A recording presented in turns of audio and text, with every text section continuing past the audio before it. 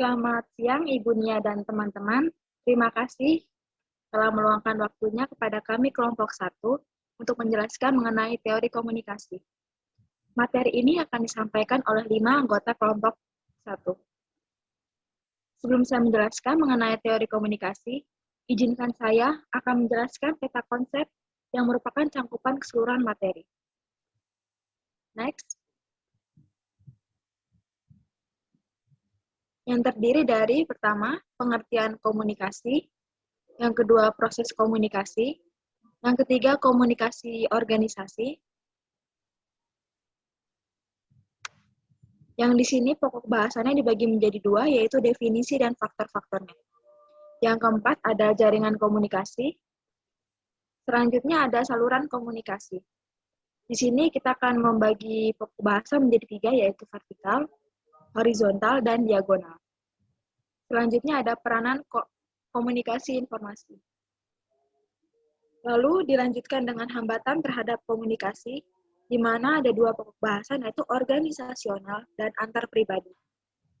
Selanjutnya ada peningkatan efektivitas komunikasi, serta kami kelompok akan memaparkan contoh kasus yang relevan dengan teori komunikasi, agar penyaji dan teman-teman lebih mudah dalam memahami contoh konkretnya.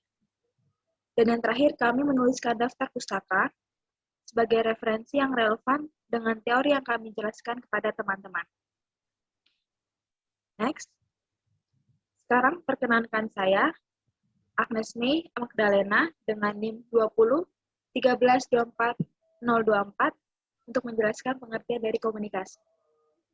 Pengertian komunikasi atau istilah komunikasi dalam bahasa Inggris communication, yang dari bahasa Latin atau communicatus, yang berarti berbagi atau menjadi milik bersama.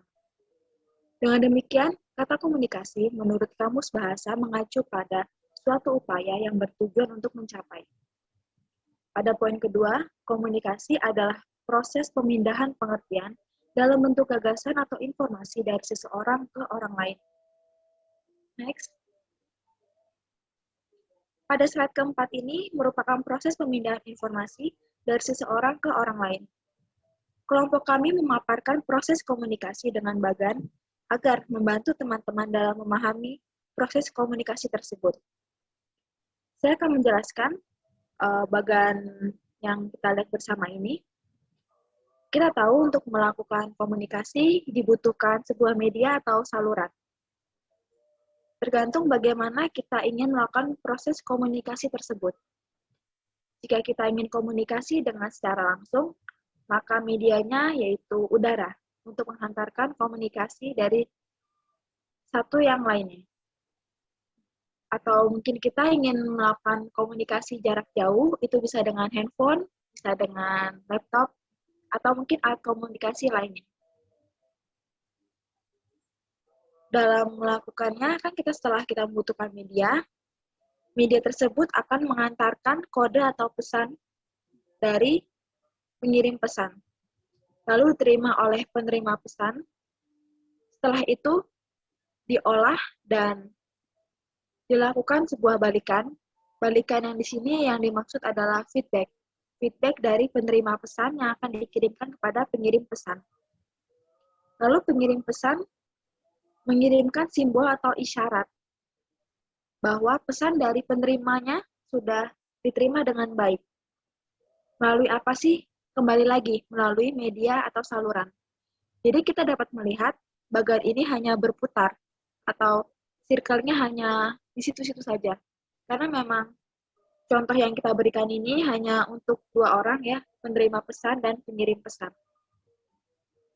Selanjutnya, slide kelima akan dilanjutkan oleh rekan saya, yaitu Kak Yesaya. Silakan Kak Yesaya.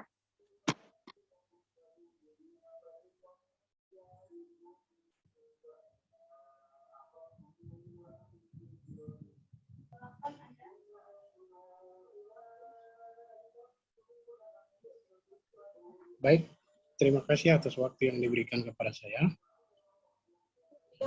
Saya akan melanjutkan hasil diskusi kami. Sebelum saya menjelaskan hasil diskusi kami, izinkan saya perkenalkan diri. Nama, nama saya Yesaya Undagi, NIM 1913240023. Pada kesempatan ini, saya akan menjelaskan model komunikasi antara pribadi. Model komunikasi antara pribadi ini mencakup dalam 3 aspek, yaitu pengiriman, berita, dan penerima. 3 unsur sensitif komunikasi bila salah satu unsur komunikasi tidak dapat berlangsung. Contohnya, seorang dapat mengirimkan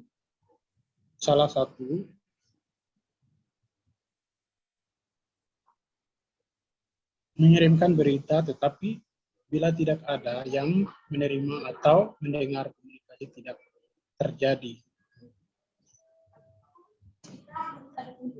Kemudian, meskipun modelnya sederhana, proses komunikasi adalah kelompok sebagai satu gambaran.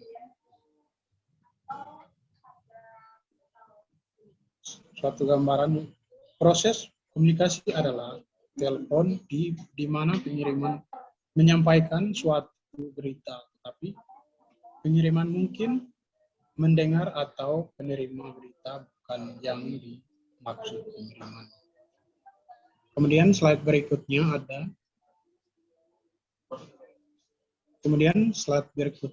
ada komunikasi organisasi. Komunikasi organisasi ini mencakup dalam 2 aspek, yaitu definisi dan faktor yang mempengaruhi. Yang pertama, definisi. Komunikasi organisasi adalah pengiriman dan penerima sebagai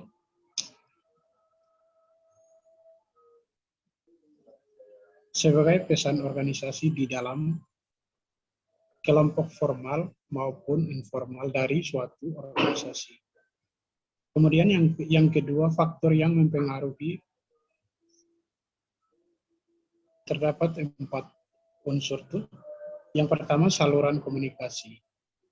Saluran informal. Kedua, struktur organisasi. Ketiga, spesialisasi jabatan. Dan keempat, pemilik informasi.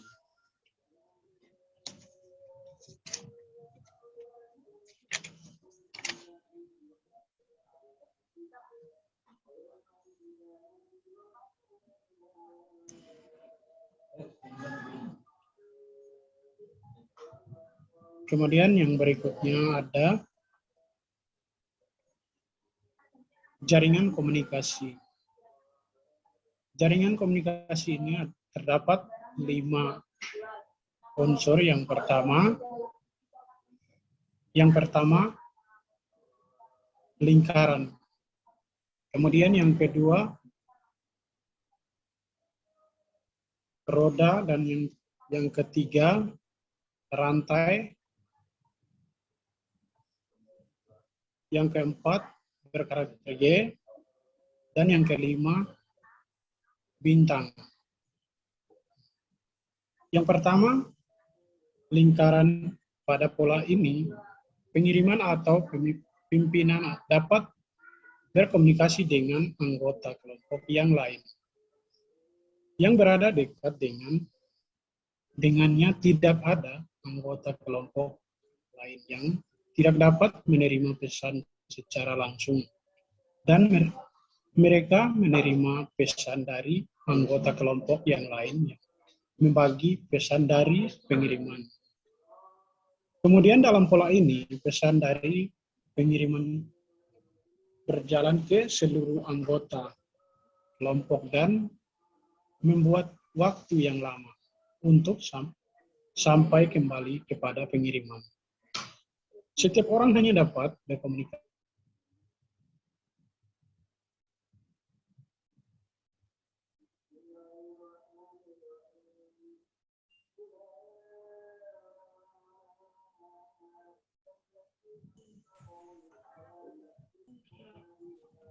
Mohon maaf, jaringan saya lagi macet, jadi keluar lagi tadi.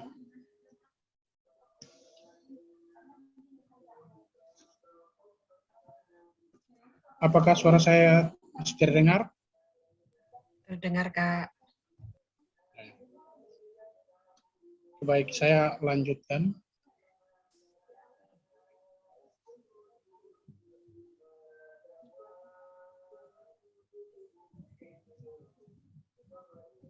Pada slide yang ke-7, jaringan komunikasi organisasi terdapat 5 karakter, yaitu lingkaran, roda, berkarakter Y, rantai, dan semua saluran.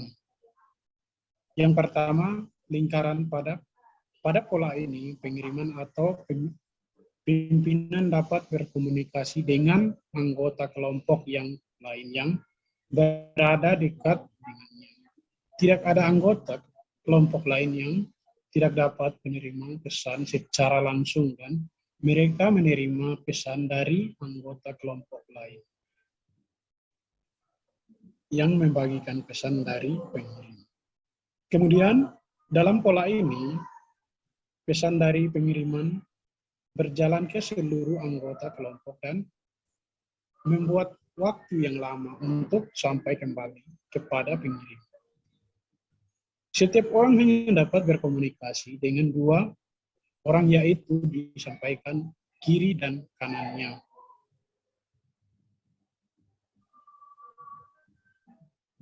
Di sini tidak ada pemimpin. Pola komunikasi lingkaran merupakan pola yang paling lambat dalam memecahkan masalah. Pola komunikasi lingkungan juga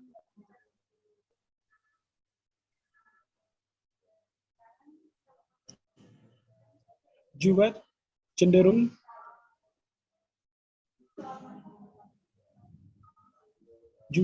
melahirkan yang banyak kesalahan. Kemudian yang kedua itu roda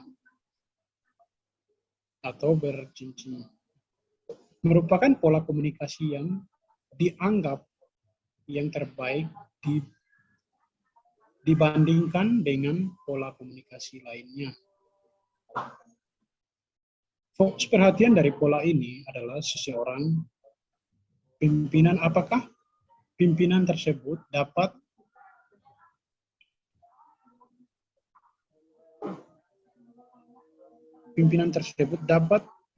berhubungan dengan semua anggota kelompok dan tidak ada masalah komunikasi waktu dan fluid dari anggota kelompok. Tetapi setiap anggota kelompok hanya dapat berhubungan dengan pimpinannya. Pola komunikasi ini menghasilkan produk kelompok yang tercepat dan berkontribusi. Kemudian yang ketiga, yaitu pola rantai.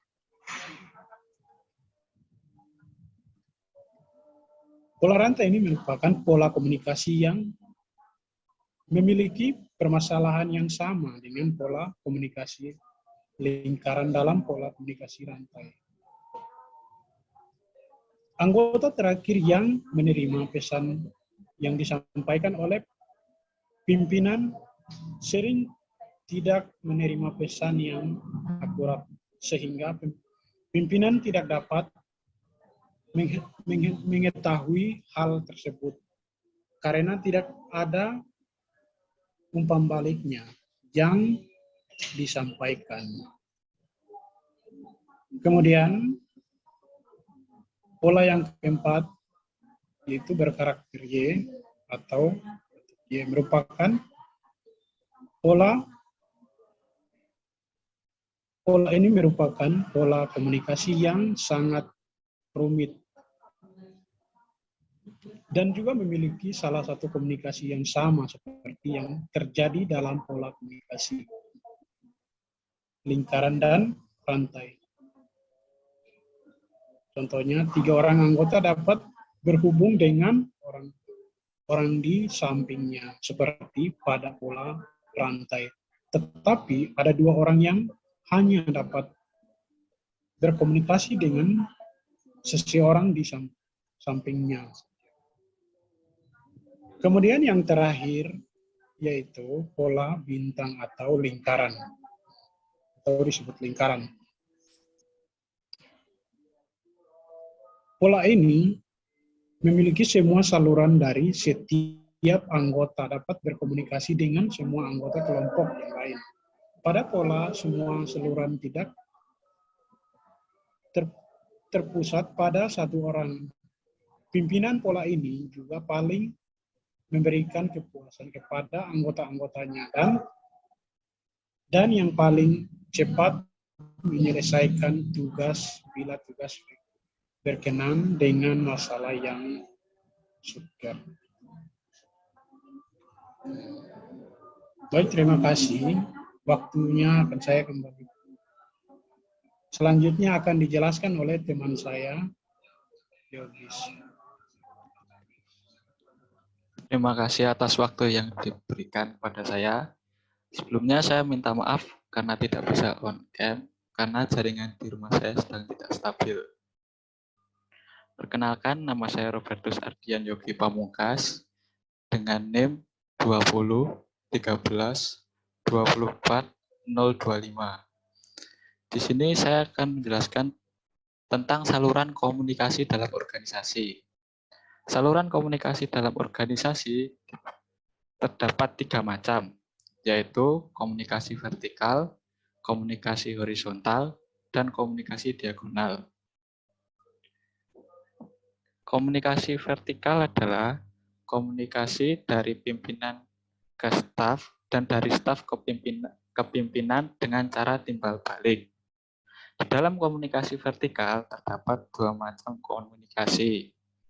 Yang pertama adalah komunikasi ke bawah, yaitu suatu penyampaian informasi baik lisan maupun tulisan secara langsung maupun tidak langsung berupa perintah atau penjelasan umum dari atasan pada bawahan. Biasanya komunikasi ke bawah ini berupa instruksi atau pengarahan yang diberikan presiden direktur kepada bawahannya. Yang kedua adalah komunikasi ke atas. Komunikasi ke atas yaitu suatu penyampaian informasi yang mengalir atau berasal dari staf kepada pimpinan. Komunikasi ini sangat penting bagi pimpinan karena untuk mengetahui bagaimana keadaan perusahaan dari sudut pandang bawahan.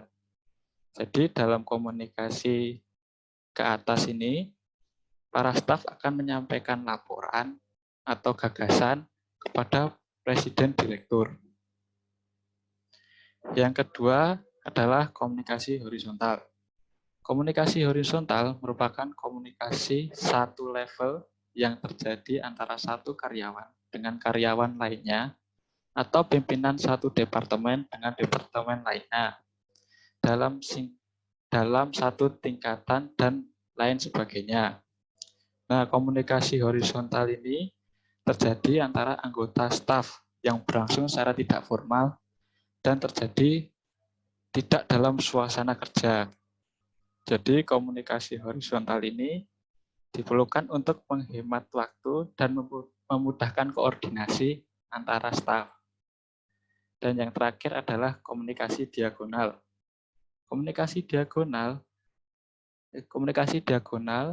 Komunikasi yang memotong serta menyilang diagonal rantai perintah organisasi. Hal ini sering terjadi sebagai hasil hubungan departemen lini dan staf. Jadi komunikasi diagonal ini terjadi antara pimpinan kepala bagian dengan pegawai bagian lainnya. Jadi terjadi hubungan yang bersilang. Tuh.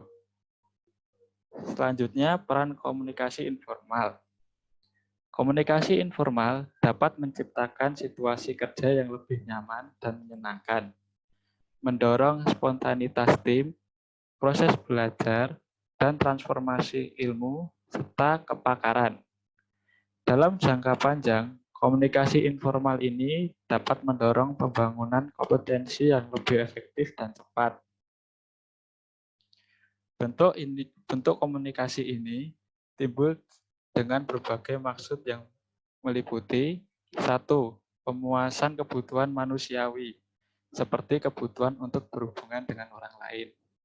Kedua, perlawanan terhadap pengaruh yang monoton atau membosankan. Ketiga, pemenuhan keinginan untuk mempengaruhi perilaku orang lain. Dan yang terakhir, pelayanan sebagai sumber informasi hubungan pekerjaan yang tidak disediakan saluran-saluran komunikasi formal. Untuk materi selanjutnya, yaitu hambatan terhadap komunikasi efektif, akan dijelaskan oleh rekan saya, Natasha. Silahkan, Natasha. Baik, terima kasih Yogi. Sebelumnya, perkenalkan nama saya Natasha Ananda Kristalia dengan NIM 201324004. Di sini saya akan menjelaskan materi selanjutnya tentang hambatan-hambatan terhadap komunikasi efektif. Di sini dibagi menjadi dua, yaitu hambatan organisasional dan hambatan antar pribadi. Yang pertama saya akan menjelaskan tentang hambatan organisasional. Dibagi menjadi tiga. 1. Tingkatan hierarki. Bila suatu organisasi tumbuh, strukturnya berkembang akan menimbulkan berbagai masalah komunikasi. Karena berita harus melalui tingkatan atau jenjang tambahan yang memerlukan waktu yang lebih lama untuk mencapai tempat tujuan dan cenderung menjadi berkurang ketepatannya. 2. Wewenang manajerial. Tanpa wewenang untuk membuat keputusan, tidak mungkin manajer dapat mencapai tujuan dengan efektif. Tetapi di lain pihak, pada kenyataannya bahwa seseorang yang mengendalikan orang lain juga menimbulkan hambatan-hambatan terhadap komunikasi. 3. Spesialisasi. Meskipun spesialisasi adalah prinsip dasar organisasi, tetapi juga menciptakan masalah-masalah komunikasi, di mana hal ini cenderung memisahkan orang-orang, bahkan bila mereka bekerja saling berdekatan. Kedua, ada hambatan antar pribadi. Di sini juga dibagi menjadi tiga. 1. Persepsi selektif.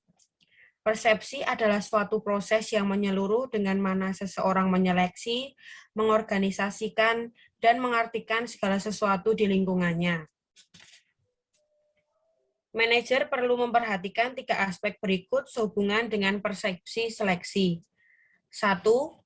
Penerima akan menginterpretasikan berita berdasarkan pengalaman diri dan bagaimana mereka telah belajar untuk menanggapi sesuatu. 2. Penerima akan menginterpretasikan berita dengan cara menolak setiap perubahan dalam struktur kepribadian yang kuat. 3. Penerima akan cenderung mengelompokkan dan menyimpan karakteristik pengalaman mereka sehingga mereka dapat membuat pola-pola menyeluruh. 2. Status atau kedudukan komunikator. Hambatan utama komunikasi lainnya adalah kecenderungan untuk menilai, mempertimbangkan, dan membentuk pendapat atas dasar karakteristik pengirim, terutama kredibilitasnya. 3. Keadaan membela diri. Perasaan pembelaan diri pada pengirim, penerima berita, atau keduanya juga menimbulkan hambatan-hambatan komunikasi. Keadaan membela diri seseorang mengakibatkan ekspresi wajah, gerakan tubuh, dan pembicaraan tertentu, dan sebaliknya meningkatkan tingkat pembelaan di pihak lain. Slide selanjutnya.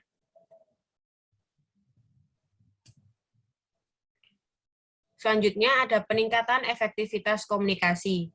Di sini dibagi menjadi 4. 1. Kesadaran akan kebutuhan komunikasi efektif. Karena berbagai hambatan organisasional dan antar pribadi, komunikasi efektif tidak dapat dibiarkan terjadi begitu saja. Manajer harus memainkan peran penting dalam proses komunikasi, di mana hanya dengan cara itu kemudian dapat diambil langkah-langkah untuk meningkatkan efektivitas komunikasi. 2. Penggunaan umpan balik. Peralatan penting pengembangan komunikasi lainnya adalah penggunaan umpan balik berita-berita yang dikirim. Komunikasi dua arah ini memungkinkan proses komunikasi berjalan lebih efektif. Para manajer dapat melakukan paling sedikit 2 hal untuk mendorong umpan balik dan menggunakannya secara efektif. Manajer dapat menciptakan lingkungan yang mendorong umpan balik dan mendapatkan umpan balik melalui kegiatan mereka sendiri. 3. Menjadi komunikator yang lebih efektif. Teknik-teknik komunikasi yang jelek mengganggu banyak manajer, seperti halnya mengganggu hubungan mereka dengan para bawahannya di luar pekerjaan. Oleh karena itu, latihan-latihan dalam penulisan dan penyampaian berita secara lisan perlu dilakukan untuk meningkatkan pemahaman akan simbol-simbol, penggunaan bahasa, pengutaraan yang tepat, dan kepekaan terhadap latar belakang penerima berita. Keempat, pedoman komunikasi yang baik. American Management Association atau AMA telah menyusun sejumlah prinsip-prinsip komunikasi yang disebut The 10 Commandments of Good Communication atau 10 pedoman komunikasi yang baik. Pedoman-pedoman ini disusun untuk meningkatkan efektivitas komunikasi organisasi. Slide selanjutnya. Berikut adalah pedoman komunikasi yang baik menurut American Management Association atau AMA. 1. Cari kejelasan gagasan-gagasan terlebih dahulu sebelum dikomunikasikan. 2. Teliti tujuan sebenarnya setiap komunikasi. 3. Pertimbangkan keadaan fisik dan manusia keseluruhan kapan saja komunikasi akan dilakukan. 4. Konsultasikan dengan pihak-pihak lain bila perlu dalam perencanaan komunikasi. 5. Perhatikan tekanan nada dan ekspresi lainnya sesuai isi dasar berita selama berkomunikasi. 6. Umpan balik. 7. Ikuti lebih lanjut komunikasi yang telah dilakukan. 8. Perhatikan konsistensi komunikasi. 9. Tindakan atau perbuatan harus mendorong komunikasi. 10. Jadilah pendengar yang baik.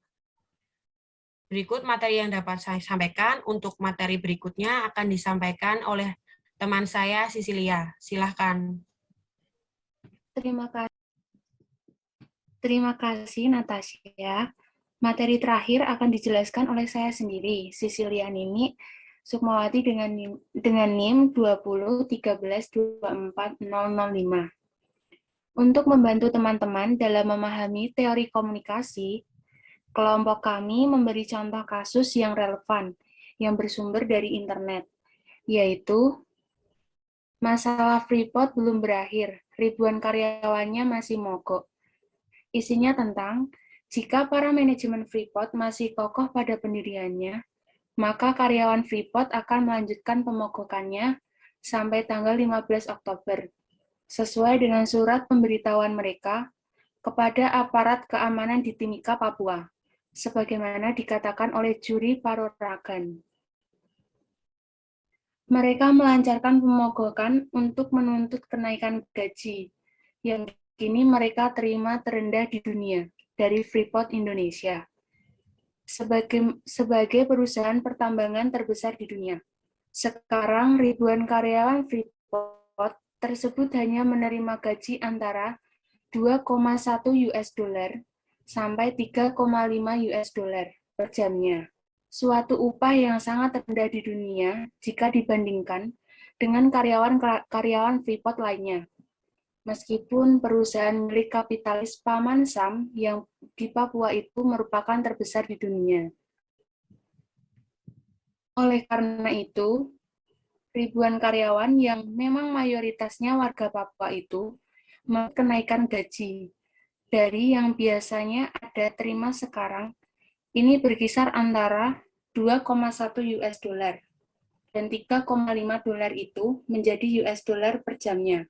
Kepada para manajemen Freeport, namun permintaan karyawan tersebut masih ditolak oleh manajemen Freeport, sehingga pemogokannya pun masih berlangsung sampai sekarang. Slide selanjutnya.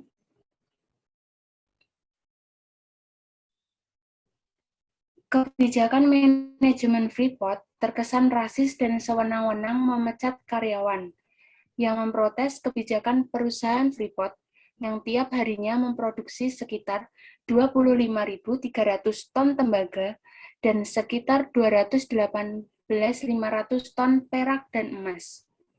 Apalagi sekarang, harga tembaga, perak, dan emas di pasaran internasional semakin meningkat, sehingga sangat tidak adil sekiranya Freeport menggaji karyawannya sebesar itu.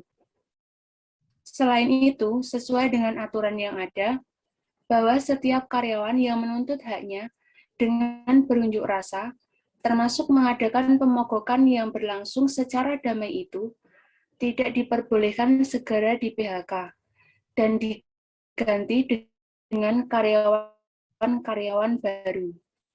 Sebagaimana disebutkan oleh Julie Paroragan. Akan tetapi, manajemen Freeport melanggarnya. Bahkan yang sangat mengecewakan dan menyakiti hati karyawan Freeport yang warga Papua adalah setiap yang di PHK segera digantikan oleh karyawan baru dari luar Papua. Kebijakan Freeport seperti itu akan meningkatkan lagi konflik sosial yang memang sudah ada sebelumnya. Dan hal ini bisa digunakan dengan baik untuk kepentingan gerakan separatis organisasi Papua Merdeka, atau bisa disebut OPM, dalam rangka meningkatkan pula kampanyenya kepada masyarakat Papua. Dalam konteks ini, pemerintah perlu segera mengentaskan berbagai masalah di Papua untuk memangkas berbagai pengaruh dari gerakan separatisme di Papua. Pemerintah bisa menengahi konflik antara Freeport dan karyawan sehingga masalah tersebut tidak lagi berlarut-larut, untuk mendorong Freeport supaya dengan serius, supaya akan memperhatikan kesejahteraan warga setempat. Slide selanjutnya.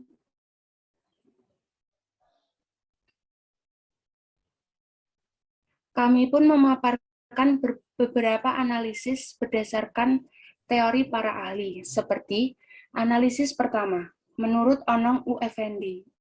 Menurut kelompok kami, kasus tersebut bila disangkut pautkan dalam pengelompokan komunikasi, menurut Onong U. Effendi, termasuk dalam komunikasi vertikal. Mengapa demikian? Karena terjadi komunikasi yang berlawanan atau timbal balik antara manajemen dan karyawannya. Telah dibuktikan bahwa di dalam kasus tersebut terjadi penuntutan tentang kenaikan gaji dan pemogokan karyawan secara besar-besaran. Analisis kedua menurut Suesanto. Menurut kelompok kami, jika dihubungkan dengan dalam kasus ini, justru komunikasi tidak dapat menciptakan keharmonisan. Mengapa demikian? Karena antara manajemen dan karyawannya itu terjadi masalah. Dibuktikan bahwa di kasus tersebut terjadi penuntutan kenaikan gaji dan jika manajemen Freeport masih kokoh dengan pendiriannya, maka karyawan Freeport akan melakukan pemogokan. Karena manajemen Freeport belum memenuhi permintaan dari karyawannya. Analisis ketiga menurut G.R. Terry. Menurut kelompok kami, jika dihubungkan dengan kasus di atas, termasuk dalam komunikasi nonformal. Mengapa demikian? Karena kejadian itu dilakukan secara spontan. Slide selanjutnya.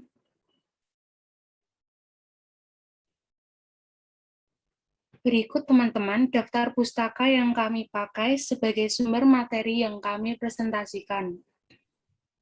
Sangat besar harapan kami, kelompok 1 kepada teman-teman dalam hal memahami teori komunikasi. Terbuka bagi kami pertanyaan dari teman-teman untuk mendukung pemahaman lebih lanjut lagi mengenai hal ini. Saya, perwakilan kelompok 1, mengucapkan terima kasih atas waktu yang teman-teman luangkan untuk melihat presentasi kami. Selamat siang, selamat melanjutkan aktivitas. Terima kasih.